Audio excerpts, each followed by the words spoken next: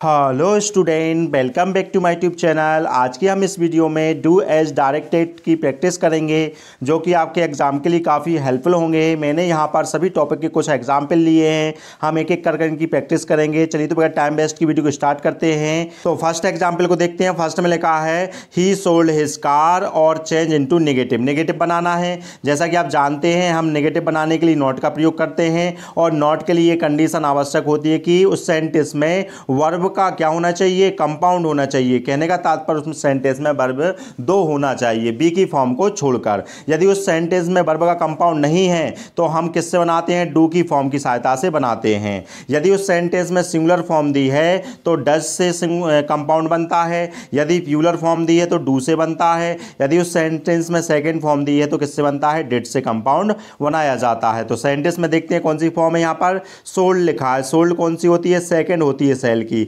इसलिए इसका कंपाउंड कैसे बनेगा, डिड से बनेगा। तो आंसर में देखें क्या लिखा है, ही लिखा है, फिर उसके बाद कंपाउंड वर्ब क्या आ गई, डिड आ गई है। लेकिन आपको यह ध्यान रखना है जिस वर्ब को देखकर हम कंपाउंड बनाते हैं उसको बेस फॉर्म में बदल देते हैं। बेस फॉर्म का कहने का तात्पर्य है कि वह फॉर्म किस फॉर्म से बनी है उसमें चेंज कर देते हैं। तो सोल्ड किससे बना है, सेल से बना, तो ये सेल में आ गया है। ठीक है ना। अब इन दोनों वर्बों के बीच में हम क्या लगा देंगे, नॉट लगा देंगे और बाकी शब्दों को यथावत लिख देंगे। आपका नेगेटिव बन गया है। सेकंड को देखते हैं। सेकंड में हमें क्या बनाना है, नेगेटिव बनाना है। तो इसमें क्या लिखा है, ही डज इट लिखा हुआ है। तो यहां पर डज एक ही वर्ब है, दो वर्ब नहीं है, डायरेक्ट नॉट नहीं लगाएंगे। क्या बनाना पड़ेगा हमको, कंपाउंड बनाना पड़ेगा। तो यहां पर देखें डज कौन सी होती है, सिंगुलर फॉर्म होती है। तो जब सिंगुलर फॉर्म दी हो तो कंपाउंड कैसे बनता है, डज से बनता है। तो आंसर में देखें ही लिखा है, फिर कंपाउंड वर्ब क्या लिख दी है, डज लिख दी है। अब यहां पर क्या करना है आपको, जो डज है ना वो किससे बना है, डू की फॉर्म से बना है ना, बेस फॉर्म में ले आया उसको, है ना। तो यहां पर क्या आ गया, डू आ गया। आप दोनों वर्बों के बीच में क्या लगा दिया है, नॉट लगा दिया है और फिर बचा था इट और फुल स्टॉप, ये आपका नेगेटिव बन गया है। चलिए नेक्स्ट एग्जांपल को देखते हैं। तो नेक्स्ट में लिखा है Raj writes a poem change the voice. इसका पैसिव वॉइस बनाना है। जैसा कि आप जानते हैं पैसिव वॉइस में सबसे पहले क्या लिखते हैं, ऑब्जेक्ट लिखते हैं। ऑब्जेक्ट को लिखने के बाद वी की फॉर्म लिखते हैं। वी की फॉर्म को लिखने के बाद वर्ब की थर्ड फॉर्म लिखते हैं और थर्ड फॉर्म को लिखने के बाद वाई सब्जेक्ट लिखते हैं। चलिए तो आंसर देख लेते हैं इसका। सबसे पहले हम क्या लिखेंगे, इसमें ऑब्जेक्ट लिखेंगे। तो ऑब्जेक्ट इसका क्या है, आ पोएम है। तो आंसर में देखें क्या लिखा है, आ पोएम लिखा हुआ है। फिर इसके बाद हम क्या लिखते हैं, बी की फॉर्म। तो बी की फॉर्म हम इसमें टेंस देखेंगे ये किस टेंस का है। प्रेजेंट का होगा तो बी की प्रेजेंट फॉर्म लगा देंगे। यदि ये टेंस पास्ट का हुआ तो हम बी की पास्ट फॉर्म लगा देंगे। तो यहां पर देखिए राइट्स, राइट्स कौन सी फॉर्म है, सिंगुलर फॉर्म है। जब सिंगुलर फॉर्म है तो मतलब प्रेजेंट टेंस है। तो प्रेजेंट टेंस है तो भैया बी की फॉर्म कौन सी लगाएंगे, प्रेजेंट लगाएंगे। बी की प्रेजेंट कौन सी होती है, इज एम आर होती है, इसलिए आप पोएम सिंगुलर है इसलिए इसमें क्या लगा दिया है, इज लगा दिया आंसर में। ठीक है। फिर बी की फॉर्म को लिखने के बाद क्या लिखते हैं, थर्ड फॉर्म लिखते हैं। तो राइट की थर्ड फॉर्म क्या बन जाएगी, रिटर्न बन जाएगी। ठीक है। फिर थर्ड फॉर्म को लिखने के बाद क्या लिखते हैं, वाई। फिर उसके बाद क्या लिख देते हैं, सब्जेक्ट। सब्जेक्ट क्या है इसका, राज है। तो यहां पर आंसर में देखिए राज आ गया है। चलिए नेक्स्ट को समझते हैं। नेक्स्ट में ही हमको पैसिव वॉइस में बदलना है। तो क्या लिखा है, दे आर प्लेइंग हॉकी लिखा हुआ है। सबसे पहले हम क्या लेंगे, ऑब्जेक्ट लिखेंगे। ऑब्जेक्ट क्या है इसका, हॉकी है। तो आंसर में देखिए क्या लिख दिया, हॉकी लिख दिया है। ठीक है। ऑब्जेक्ट को लिखने के बाद क्या लिखते हैं, हम बी की फॉर्म लिखते हैं। तो हमें टेंस देखना पड़ेगा किसका है, प्रेजेंट का हो तो आप बी की प्रेजेंट फॉर्म लगा दो, पास्ट का हो तो बी की पास्ट फॉर्म लगा दो। ठीक है ना। तो आर कौन सी फॉर्म होती है, प्रेजेंट वर्ब है। तो ये टेंस कौन सा है, प्रेजेंट का है। तो इस बी की फॉर्म को कायम बदल दिया जाएगा प्रेजेंट फॉर्म में, इज एम आर में। हॉकी सिंगुलर है इसलिए क्या लगा देंगे, इसमें इज लगा दिया गया है। फिर बी की फॉर्म को लिखने के बाद क्या लिखते हैं, वर्ब की थर्ड फॉर्म लिखते हैं। तो यहां पर वर्ब क्या हो रही है, प्लेइंग हो रही है। प्ले वर्ब है ना, उसमें आईएनजी जोड़ा गया है। तो प्ले की थर्ड फॉर्म क्या बनेगी, प्लेड बनेगा। अब बचा क्या, उसमें आईएनजी बचा है। तो आईएनजी कहां जुड़ता है, बेस फॉर्म में जुड़ता है। यहां पर कोई बेस पे हम ना होने के कारण बी की सहायता ले लेते हैं, बी में आईएनजी जोड़ देते हैं तो बीइंग बन गया है। कहने का तात्पर्य है जिस टेंस का हम पैसिव वॉइस बनाना उसमें आईएनजी वाली फॉर्म दी है तो पैसिव वॉइस में बीइंग का प्रयोग करना है। यदि आईएनजी वाली वर्ब नहीं है तो हमें बीइंग का प्रयोग नहीं करना है। ठीक है ना। तो थर्ड फॉर्म लिख दिया हमने। थर्ड फॉर्म के बाद क्या लिखते हैं, वाई। फिर उसके बाद लिखते हैं सब्जेक्ट। सब्जेक्ट क्या है, दे है। दे को कायम बदल देंगे, देम में बदल देंगे। ठीक है ना, ये आप जानते हो। चलिए नेक्स्ट को समझ लेते हैं। तो नेक्स्ट में लिखा है he was very weak he could not walk लिखा हुआ है। तो इसमें क्या करना है, रीराइट यहाँ पर मिसप्रिंट हो गया, कंबाइन करना। जब दो सेंटेंस दिए हो तो उसको कंबाइन किया जाता है और काय का प्रयोग कर टू और टू का प्रयोग करके हमको कंबाइन करना है। आप जैसा कि जानते हैं जैसे टू है, सो है, ये वेरी है, ये क्या होते हैं, एडवर्ब होते हैं। इनका प्रयोग एडजेक्टिव के पहले किया जाता है और इनको क्या किया जाता है, एक दूसरे के स्थान पर रिप्लेस किया जाता है। साथ में इन तीनों का एक साथ में या दो का साथ में यूज नहीं होता है। तो यहाँ पर देखिए वेरी लिखा हुआ है, वेरी वेरी के स्थान पर हम क्या कर देंगे, टू लिख देंगे, ठीक है ना। मगर आप ये जानते हैं ये जो सेकंड टू है ना, ये कहाँ आता है, वर्ब के पहले आता है सेकंड सेंटेंस की, क्योंकि इसको इन्फिनेटिव मूड में बदला जाता है। और ये टू और टू से हम क्या बनाते हैं, एक सिंपल सेंटेंस में बदलते हैं। किस में बदलते हैं, सिंपल सेंटेंस में बदला जाता है। सिंपल सेंटेंस किसे कहा जाता है, जिसमें एक ही सब्जेक्ट एक ही हेल्पिंग वर्ब। इसलिए हमें दोनों सेंटेंस को जोड़कर एक सिंपल सेंटेंस में बदलना है। तो शुरू वाले जो सब्जेक्ट हैं सेकंड सेंटेंस के, और सब्जेक्ट और हेल्पिंग वर्ब को हटा दिया जाता है। या दूसरा तरीके से याद रख सकते हैं, सेकंड सेंटेंस में वर्ब के पहले टू लगा दो, उसके पहले वाले शब्दों को हटा देते हैं, वर्ब के बाद जो शब्द लिखे उनको लिख दिया जाता है। तो आंसर में देखें क्या कर दिया है, वेरी के स्थान पर टू तो आ गया था। अब सेकंड सेंटेंस में जो वर्ब थी कौन थी, वॉक थी, वॉक के पहले क्या लगा दिया है, टू लगा दिया है। इसके पहले वाले शब्दों को हटा दिया, क्योंकि एक सिंपल सेंटेंस बनाना है, सब्जेक्ट और हेल्पिंग वर्ब तो हटाना पड़ेगा। और वॉक के बाद कुछ शब्द होते तो लिख देते, नहीं है तो कोई दिक्कत नहीं है। ये आंसर हो गया, he was too weak to walk हो गया है। चलिए नेक्स्ट को समझते हैं। नेक्स्ट में लिखा है दिस एप्पल इज टू सवर टू ईट लिखा है। इसको रीराइट करना, डबल से लिखना है और क्या करना है, यूजिंग मतलब प्रयोग कर, सो दैट का प्रयोग कर इस सेंटेंस को आपको डबल से लिखना है, ठीक है ना। जैसा कि आप जानते हैं, क्या जानते हैं, ये टू है, जिस टू के स्थान पर क्या लिख देते हैं, सो लिख देते हैं। और ये वाले टू के स्थान पर हम क्या लिख देते हैं, दैट लिख देते हैं, ठीक है ना। आपको ये ध्यान रखना है, सो दैट के द्वारा एक कॉम्प्लेक्स सेंटेंस बनाया जाता है। कॉम्प्लेक्स सेंटेंस किसे कहते हैं, जिसमें दो या दो से अधिक सिंपल सेंटेंस जुड़े होते हैं। तो ये टू और टू से एक सिंपल सेंटेंस बना है, हमें क्या करना है, डबल सेंटेंस करना है। तो दैट का प्रयोग दोनों सेंटेंस के बीच में किया जाता है। कहने का तात्पर्य दैट के बाद आपको एक नया सेंटेंस का निर्माण करना है। तो दैट के बाद क्या जोड़ा जाता है, सब्जेक्ट जोड़ा जाएगा, और उसके बाद क्या जोड़ी जाती है, हेल्पिंग वर्ब जोड़ी जाती है। हेल्पिंग वर्ब में कैन नॉट और कुड नॉट का प्रयोग किया जाता है। लेकिन आपको इस विशेष रूप से ध्यान देना है, यहां पर क्या लिखा है, दिस एप्पल लिखा है। दिस एप्पल क्या होता है, ऑब्जेक्ट वाली चीज है, सब्जेक्ट नहीं है। सब्जेक्ट मतलब जो क्रिया करता है उसको सब्जेक्ट कहते हैं, जो क्रिया नहीं कर सकता उसको ऑब्जेक्ट कहते हैं। यदि अगर यहां पर सब्जेक्ट होता तो दैट के बाद क्या आता, सब्जेक्ट आता और हेल्पिंग वर्ब आती। यदि ऑब्जेक्ट वाली चीज दी हो तो दैट के बाद क्या आएगा, पैसिव वॉइस में लिखा जाएगा।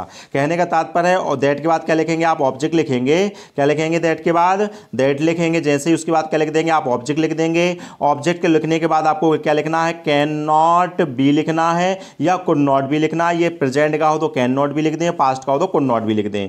आप कैन नॉट बी को लिखने के बाद क्या लिखना है, वर्ब की थर्ड फॉर्म लिखना है, क्योंकि पैसिव वॉइस में वर्ब की थर्ड फॉर्म का यूज किया जाता है। चलिए तो करके देख लेते हैं। तो हमने क्या कर दिया है, ये टू के स्थान पर सो लिख दिया है और ये वाले टू के स्थान पर दैट लिख दिया है, ठीक है। अब आपको क्या करना है, दैट को लिखने के बाद क्या है, वस्तु वाला इसलिए ऑब्जेक्ट आएगा। तो एप्पल का ऑब्जेक्ट क्या बनेगा भाई, प्रोनाउंस का बनेगा, इट बनेगा, ठीक है। ऑब्जेक्ट को लिखने के बाद क्या लिखते हैं, कैन नॉट या कुड नॉट लिखते हैं। तो यहां पर देखिए इज लगा है, इसलिए हम क्या लिखेंगे, कैन नॉट भी लिखेंगे। तो आंसर में देख क्या लिखा है, कैन नॉट भी लिखा है। अब इसके लिखने के बाद क्या लिखते हैं, वर्ब की थर्ड फॉर्म लिखते हैं। तो यहां पर देखिए सेंटेंस में ईट वर्ब हो रही है, ईट की थर्ड फॉर्म क्या बनती है, ईटन बनती है। आगे कोई शब्द नहीं है, यहीं तक खत्म हो गया सेंटेंस, ठीक है ना।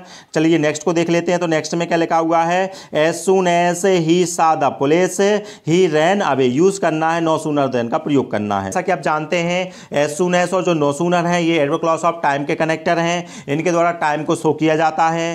तो कहने का तात्पर्य है एज सून एज होगा तो एज सून एज को हटाकर नो सूनर देन का प्रयोग करेंगे, और नो सूनर होगा तो उसको स्थान पर हम क्या का प्रयोग करेंगे, एज सून एज का प्रयोग करेंगे। बस इतना आपको ध्यान रखना है। जो नो सूनर है, नो सूनर के बाद जो सेंटेंस आता है वो इन्वर्टेड में लिखा जाता है। इन्वर्टेड का मतलब होता है हेल्पिंग वर्ब पहले सब्जेक्ट बाद में, उसको इन्वर्टेड कहा जाता है, ठीक है ना। और जो एज सून एज है, एज सून एज के बाद कैसा सेंटेंस आता है, असर्टिव आता है। असर्टिव मतलब सब्जेक्ट से स्टार्ट होता है, इसका ध्यान रखना है, ठीक है ना। प्रैक्टिस करके देख लेते हैं। तो यहां पर क्या लिखा है, एज सून एज लिखा है, इसको हटाएंगे, इसके स्थान पर क्या लिख देंगे, नो सूनर लिख देंगे, ठीक है ना। अब यहां पर देखें इसके बाद सब्जेक्ट से स्टार्ट है, मगर हमें इसको कैसे करना पड़ेगा, हेल्पिंग वर्ब से स्टार्ट करना पड़ेगा, क्योंकि नो सूनर के बाद जो सेंटेंस लिखा जाता है वो हेल्पिंग वर्ब से स्टार्ट होना चाहिए, ठीक है ना। तो देखें इसमें हेल्पिंग वर्ब है नहीं है, हेल्पिंग वर्ब नहीं होती तो क्या यूज करते हैं, डू डज डिड का प्रयोग करते हैं। तो यहां पर देखिए सेकंड फॉर्म लगी है, जैसा कि सेकंड फॉर्म लगी होती है तो उसमें क्या का प्रयोग होता है, डिड का होता है। तो आंसर में देखिए क्या लिखा हुआ है, डिड लिखा हुआ है। और ये भी विशेष रूप से ध्यान रखना है, जिस फॉर्म को देखकर बनाते हैं उसको बेस फॉर्म में ले जाते हैं। सा किससे बना है, सी से बना। तो यहां पर देखिए सा की जगह क्या आ गया है, सी आ गया है, ठीक है ना। अब इसके बाद देन का प्रयोग कहां करते हैं, दोनों सेंटेंस के बीच में, मतलब सेकंड सेंटेंस जो स्टार्ट होता है देन के बाद होता है, या कह सकते हैं कॉमा के स्थान पर हम क्या लिख देते हैं, देन लिख देते हैं, और सेकंड सेंटेंस में कोई भी चेंजेस नहीं किया जाता है। चलिए नेक्स्ट को देखते हैं। तो नेक्स्ट में लिखा है नो सूनर से सेंटेंस कंबाइन करके दिए हैं, इसके स्थान पर हमें क्या का प्रयोग करना है, एज सून एज का प्रयोग करना है। तो आंसर में देखें नो सूनर को हटाएंगे, इसके स्थान पर क्या लिख देंगे, एज सून एज लिख देंगे। एज सून एज के बाद सेंटेंस कैसा आता है, सब्जेक्ट से होता है। तो यहां पर देखें हेल्पिंग वर्ब से स्टार्ट है, हेल्पिंग वर्ब को हटाना पड़ेगा। जब भी हम डज को हटाते हैं तो जो वर्ब है उसको क्या बना देते हैं, सिंगुलर फॉर्म बना देते हैं। सिंगुलर कैसे बनती है, एस या ई एस या आई एस लगा के बनती है ना। तो गेट में क्या जुड़ जाएगा, एस जुड़ जाएगा। तो यहां पर देखिए आंसर मोहन सबसे सबसे पहले सब्जेक्ट आ गया है। अब यहाँ पर गेट में क्या लगा दिया है, एस लगा दिया, क्योंकि डज क्या है, सिंगुलर है। जब डज हटता है तो वर्ब को हमें क्या करना पड़ता है, सिंगुलर फॉर्म में बदलना पड़ता है, ठीक है ना।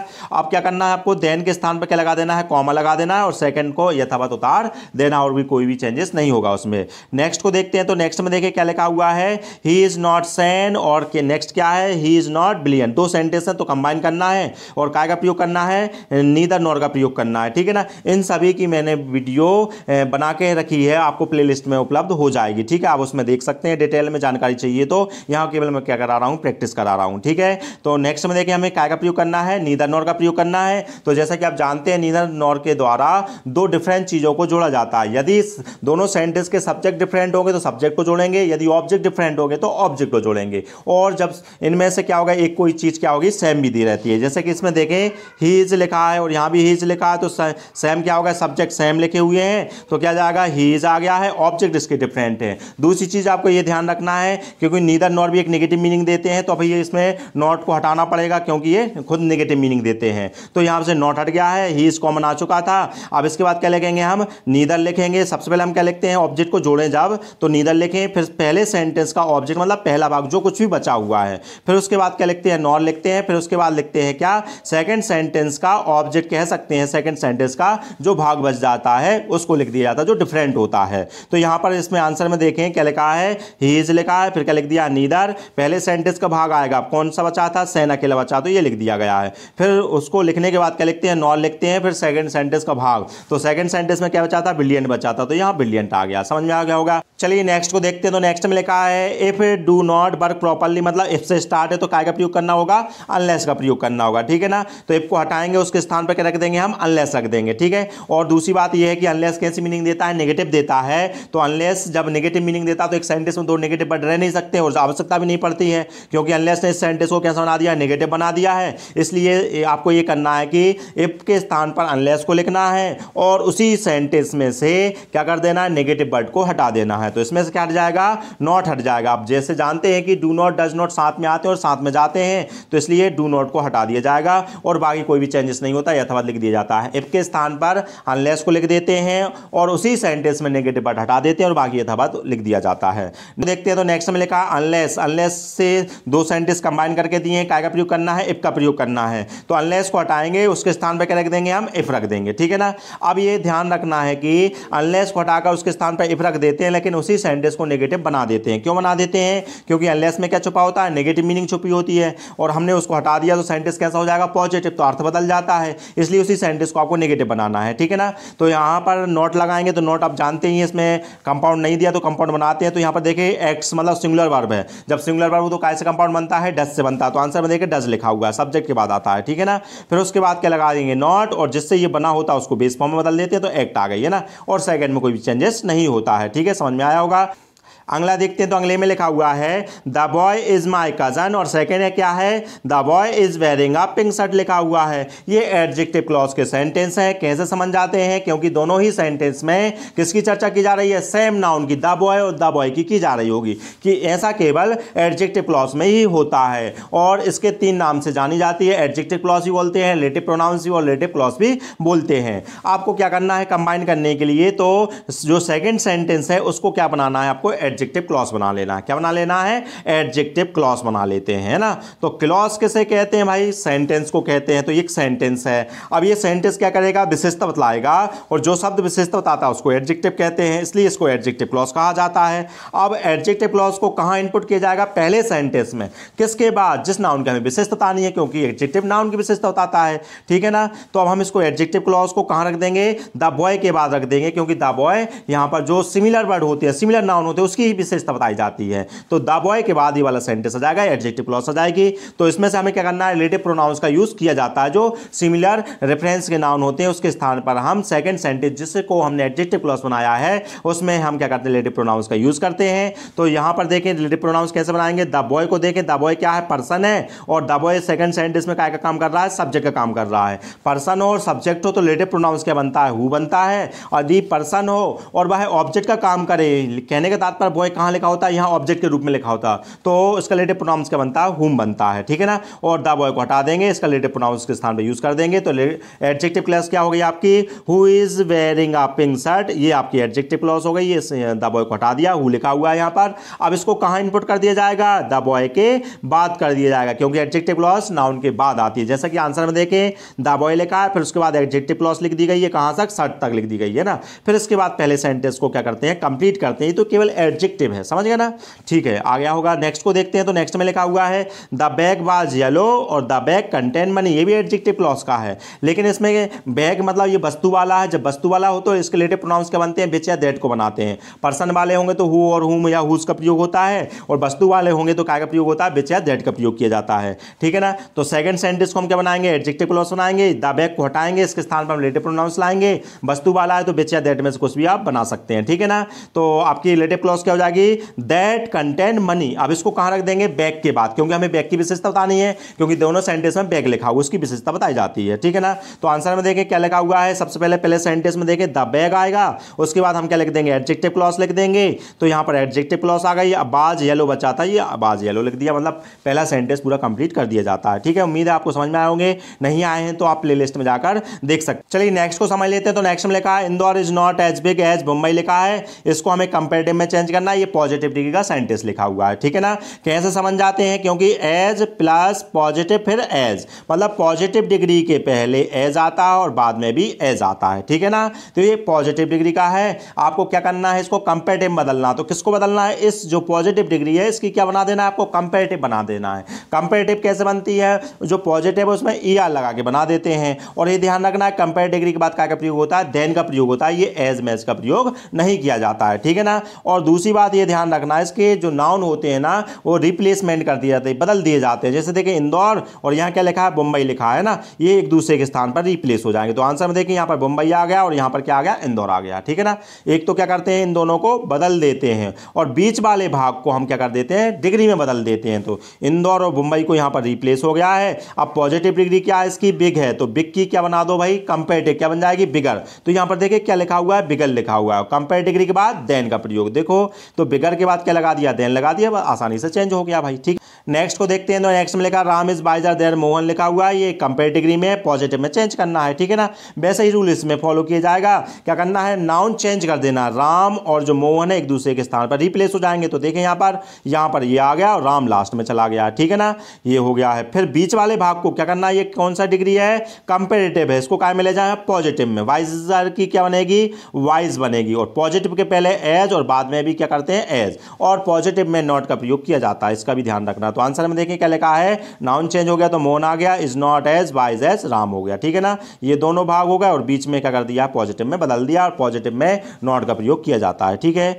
चलिए नेक्स्ट को समझ लेते हैं। तो नेक्स्ट में क्या लिखा हुआ है, Ram said to me I bring milk change the narration. Narration की वीडियो आपको प्लेलिस्ट में मिल जाएगी, आप उसमें पूरी जानकारी प्राप्त कर सकते हैं। यहाँ पर हम प्रैक्टिस कर लेते हैं, ठीक है ना। इन्वर्टेड कॉमा के जो बाहर वाला सेंटेंस है इसको बोलते हैं रिपोर्टिंग स्पीच वाला सेंटेंस है, और ये इसको बोलते हैं रिपोर्टेड स्पीच का सेंटेंस बोलते हैं, ठीक है ना। तो ये कह सकते हैं बाहर वाले सेंटेंस को बोल देता हूं। यहाँ पर जो बाहर वाला सेंटेंस है उसमें बस वर्ब का चेंजेस होता है और कोई भी चेंजेस नहीं होता है। और कब होगा चेंजेस, यदि यहाँ पर जो से वर्ब है, से वर्ब के साथ क्या लगा है, टू लगा है, इस वर्ब को टेल में बदल देते हैं। कहने का तात्पर्य से टू की जगह टेल आ जाता है। तो यहाँ पर आंसर में देखें क्या लगा हुआ है, सेड टू लिखा है, सेड सेकंड है से की, तो टेल की सेकंड क्या हो जाएगी, टोल्ड हो जाएगी, बस बाकी यथावत लिख दिया गया है। अब दोनों सेंटेंस को जोड़ने के लिए यहाँ पर दैट का प्रयोग किया गया है। दैट का ही क्यों प्रयोग किया गया है, क्योंकि यहाँ पर जो नेक्स्ट सेंटेंस है इन्वर्टेड कॉमा वाला रिपोर्टेड स्पीच का जो सेंटेंस है वह कैसे स्टार्ट हो रहा है, सब्जेक्ट से, मतलब असर्टिव है। असर्टिव होगा तो दोनों सेंटेंस को दैट से जोड़ा जाता है, ठीक है ना। असर्टिव किसे कहते हैं, जो सब्जेक्ट से स्टार्ट होते हैं। तो यहाँ पर हमने दैट लगा दिया है। अब आपको यहाँ पर जो इन्वर्टेड कॉमा के अंदर सेंटेंस रहता है उसमें दो चेंजेस होते हैं, एक तो प्रोनाउंस का चेंजेस होता है और दूसरा टेंस का चेंजेस होता है। टेंस टेंस में भी कंडीशन रहती है, जो बाहर वाला सेंटेंस है यदि वो पास्ट में हो तो टेंस बदलेगा, अन्यथा नहीं बदलते, वो अंदर वाले सेंटेंस का टेंस नहीं बदलता है, केवल उसके प्रोनाउंस बदलते हैं। प्रोनाउंस तो हमेशा हर कंडीशन में बदले जाते हैं, और टेंस कब बदला जाता है, ये टेंस को देखकर, ये पास्ट में तो उसका टेंस बदल देते हैं, ठीक है। और टेंस में एक ट्रिक बता देता हूं, यदि अपन को टेंस बदलना है तो अगर फर्स्ट फॉर्म दिए तो फर्स्ट फॉर्म की जगह क्या लिख दो, सेकंड फॉर्म लिख दो, आपका टेंस बदल जाएगा, ठीक है। यदि उस सेंटेंस जिसका हमें टेंस बदलना है उसमें सेकंड वर्ब दी है, सेकंड को आप काय में ले जाएं, थर्ड में ले जाएं, और थर्ड के साथ हेड लगा दें, आपका टेंस बदल जाएगा, ठीक है। और कुछ भी नहीं करना रहता है, कि टेंस पहचानना भी नहीं है, बस ये दो चीजें आपको ध्यान रखना है। चलिए हम कहाँ तक आ गए थे, दैट तक आ गए थे। अब दैट को लिखने के बाद हम इस सेंटेंस में इन्वर्टेड कॉमा जो लिखे हैं उनको हटा देंगे, और इसके बाद हम क्या करेंगे, दो चीज़ें बदलेंगे, इसके प्रोनाउंस बदलेंगे और क्या बदल देंगे, टेंस, क्योंकि ये पास्ट में लिखा हुआ है। तो इसमें प्रोनाउंस बदलते हैं, तो प्रोनाउंस एक ही दिया है, आई दिया है ना। जैसा कि आप जानते हैं आई और भी जो फर्स्ट के होते हैं तो वो किसके अनुसार बदलते हैं, इसके सब्जेक्ट के अनुसार बदलते हैं, और अगर सेकंड के होंगे तो काय के अनुसार बदलते हैं, ऑब्जेक्ट के अनुसार। यहाँ पर फर्स्ट का दिया है तो आई किसके अनुसार बदल जाएगा, राम के अनुसार। तो दैट के बाद क्या आ गया, ही आ गया। क्यों आ गया है, क्योंकि राम का प्रोनाउंस क्या बनेगा, ही बनेगा, ठीक है। अब हमने प्रोनाउंस बदल दिया, आप क्या बदल देंगे, टेंस बदल देंगे। तो यहां पर देखिए क्या लगा, ब्रिंग कौन सी फॉर्म है, फर्स्ट है, अभी बताया था फर्स्ट लिखी हो तो काय बदल दो, सेकंड में टेंस बदल जाएगा। तो देखो ब्रिंग की सेकंड फॉर्म क्या होती है, ब्रॉट हो गई, ये टेंस बदल गया है ना। अब मिलकर वैसे के वैसे लिख देंगे, क्योंकि ये नाउन है, नाउन को बदला नहीं जाता है, ठीक है। नेक्स्ट को देखते हैं, नेक्स्ट में लिखा है सेड लिखा है, यहां पर टू नहीं लगा है, इसलिए हम क्या नहीं करेंगे, इसको नहीं चेंज करेंगे टोल्ड में, तो सेड का सेड रहेगा। दोनों सेंटेंस को जोड़ेंगे दैट से। क्यों जोड़ा दैट से, क्योंकि वो सेंटेंस जो इन्वर्टेड कॉमा के अंदर है वो सब्जेक्ट से स्टार्ट मतलब असर्टिव है, तो इसलिए दैट से जोड़ दिया गया है। अब जो ही लिखा है यहाँ पर प्रोनाउंस, और एक क्या लिखा है, हिज लिखा है, ये दोनों ही प्रोनाउंस काय के हैं भैया, थर्ड पर्सन के हैं। थर्ड पर्सन में कोई भी चेंजेस नहीं होता है। किसमें चेंजेस होता है, फर्स्ट पर्सन में और सेकंड पर्सन में। फर्स्ट पर्सन में आई और बी वाले प्रोनाउंस होते हैं, और सेकंड में यू वाले होते हैं, ठीक है ना। तो यहाँ पर थर्ड पर्सन के प्रोनाउंस दिया है, तो प्रोनाउंस नहीं बदले जाएंगे, केवल क्या बदला जाएगा, यहाँ पर देखो सेड लिखा है तो टेंस अकेला बदला जाएगा, ठीक है। टेंस बदलने के लिए यहाँ पर देखिए हैज कौन सी फॉर्म हो गई, फर्स्ट हो गई है ना। अब हैज फर्स्ट फॉर्म में इसको काय में ले जाओ, सेकंड में ले जाओ, तो हैज की सेकंड क्या होती है, हेड होती है, तो हेड लिख दो और बाकी यथावत उतार दिया जाएगा। चलिए नेक्स्ट एग्जांपल को समझते हैं। तो नेक्स्ट में लिखा है मोहन बाज sorry that he had missed the train, ठीक है ना।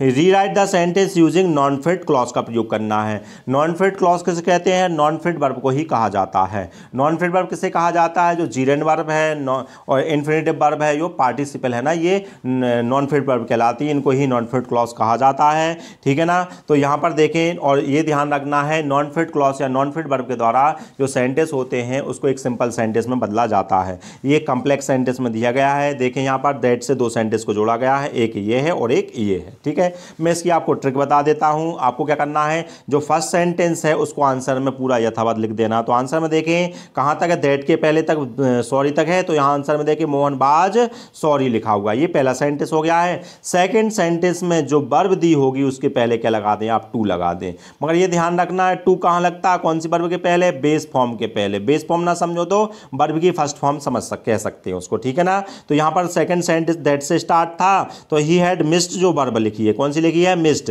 ये कौन सी है, थर्ड है, थर्ड नहीं आएगी, थर्ड के पहले टू नहीं लगेगा, किसके पहले लगेगा, इसको बेस फॉर्म या बोल सकते हैं फर्स्ट में ले जाएं। तो इसमें से क्या हटा दें, ईडी हटा दें, तो देखो आंसर में टू मिस द ट्रेन लिखा है। पहले वाले शब्द को हटा देते हैं, वर्ब के बाद वाले शब्दों को ले लेते हैं, जैसा अपन ने सो दैट और टू में सीखा था, बिल्कुल वैसे ही इसको किया जाता है, समझ रहे होंगे ना। चलिए नेक्स्ट को देखते हैं। तो नेक्स्ट में लिखा है he can not go to office, और नेक्स्ट क्या लगा, ही इज इल लिखा हुआ है, ठीक है।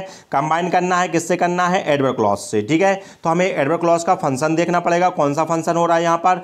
यदि एडवर्ब क्लॉज ऑफ टाइम का फंक्शन होगा तो हम किससे कंबाइन कर देंगे, कौन से कनेक्टर से, बेन से कर देंगे। इसी प्रकार से अगर प्लेस वाला हुआ तो वेयर से कर देंगे, यदि रीजन वाला हुआ तो हम बिकॉज से कर देंगे। तो है ना, हमें फंक्शन पहचानना पड़ेगा। तो हम देख लेते हैं। तो यहाँ पर देखें फंक्शन कैसे पहचानते हैं, जब एक सिंपल सेंटेंस दूसरे सिंपल सेंटेंस में से किसी वर्ब का होने का कारण, समय या स्थान बताया जाता है, ठीक है ना। तो यहां पर देखें he can not go to office, वह ऑफिस नहीं जा सकता है, और सेकंड कह रहा है ही इज इल, वह क्या है, बीमार है, ठीक है ना। तो ये सेंटेंस बता रहा है कि भैया वो ऑफिस नहीं जा सकता, तो ना जाने का कारण क्या है, बीमार है, तो कारण बताया जा रहा है, तो कारण बताएगा तो एडवर्ब क्लॉज ऑफ रीजन हो गई, ठीक है ना। फिर से समझ लें क्या बताया जा रहा है ही इज़ इल, वह बीमार है, और ये बता रहा है कि वह ऑफिस नहीं जा सकता है। तो भैया वो ऑफिस क्यों नहीं जा सकता है? क्योंकि वह क्या है? बीमार है। तो कारण बताया कि नहीं बताया? तो जब कारण की चर्चा हो जाए तो कैसे कंबाइन कर देना है? बिकॉज से। तो आंसर में देखिए क्या लिखा हुआ है? बिकॉज लिखा हुआ है। दोनों सेंटेंस के बीच में ही आता है, बिकॉज शुरू में नहीं आता है बिकॉज, इसका भी ध्यान रखना। दोनों सेंटेंस को बिकॉज से कर दिया है। यदि टाइम बता रहा होता तो कैसे कंबाइन कर देते हम? वेन से। या प्लेस बता रहा होता तो हम वेयर से कंबाइन कर देते। ठीक है ना। चलिए नेक्स्ट को देखते हैं। लास्ट एग्जाम्पल है I know this, he is a teacher है। नाउन क्लॉज से कंबाइन करना है। नाउन क्लॉज की मैंने अभी अलग से कोई वीडियो नहीं बनाई है, मैं इसकी अलग से वीडियो बना दूंगा। इसकी हम यहाँ पर केवल प्रैक्टिस कर लेते हैं। तो यहाँ पर देखें दो सेंटेंस दिए और नाउन क्लॉज से कंबाइन करना है। तो दोनों सेंटेंस में देखें आई नो दिस, यहाँ पर लिखा है आई नो दिस, मैं जानता हूँ। क्या जानता हूँ? ये सेंटेंस पूरी मीनिंग कन्वे नहीं कर रहा, पूरा मैसेज नहीं दे रहा है, इससे पूरी बात खत्म नहीं हो रही है। आई नो दिस, मैं ये जानता हूँ। आप ही कहोगे क्या जानते हो? ठीक है ना। तो ये मीनिंग पूरी क्यों नहीं दे रहा है? क्योंकि जो नो वर्ब है ना, नो वर्ब के बाद क्या नहीं लिखा है? ऑब्जेक्ट नहीं दिया है ना। इस वर्ब को क्या चाहिए? ऑब्जेक्ट चाहिए अपना पूरा अर्थ कंप्लीट करने के लिए। ठीक है ना। तो जो सेकंड सेंटेंस है ना, नो के बाद जुड़ जाएगा, वो क्या कर बन जाएगा? ऑब्जेक्ट बन जाएगा। ठीक है। ऑब्जेक्ट मतलब कौन? नाउन है ना, इसलिए इसको क्या कहेंगे? नाउन क्लॉज कहेंगे। और कौन सा? Object of verb noun clause कहलाएगी। ठीक है ना। यहां पर इतना ही समझ ले। और दोनों सेंटेंस को कैसे कंबाइन कर देंगे? दैट से कंबाइन कर देंगे। दैट से ही क्यों करेंगे? क्योंकि अगर नाउन क्लॉज से, ये नाउन क्लॉज हो रही है, अगर नाउन क्लॉज का जो सेंटेंस है वो असर्टिव है तो दैट से ही जुड़ता है, मतलब सब्जेक्ट से स्टार्ट है तो क्या जुड़ता है? दैट से, इसलिए दैट से कंबाइन होगा। और दिस को हटा देंगे। क्यों? या आप यहां पर समझ लीजिए डुप्लीकेट ऑब्जेक्ट लिखा था नो का। ठीक है ना। असली मिल गया है तो डुप्लीकेट को हटा देंगे भाई। तो यहां पर आई नो, नो वर्ब हो गई, नो के बाद क्या लिखा है? ये ऑब्जेक्ट हो गया। ऑब्जेक्ट मतलब नाउन, इसलिए इसको नाउन क्लॉज कह रहा है। ठीक है ना।